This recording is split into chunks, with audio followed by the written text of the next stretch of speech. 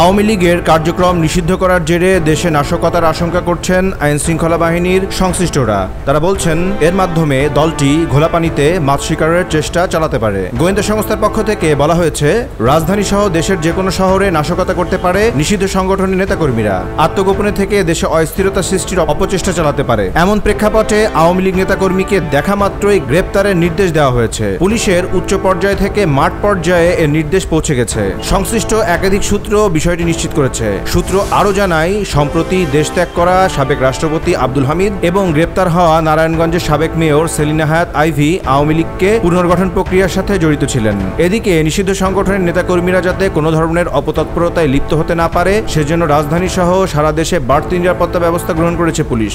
এরই মধ্যে পুলিশ সদর দপ্তর থেকে সারা দেশের range DIG, metropolitan police commissioner ও জেলার এসপিদের সতর্ক থেকে দায়িত্ব পালনের নির্দেশ দেওয়া হয়েছে। ডেস্ক রিপোর্ট, দৈনিক রানার।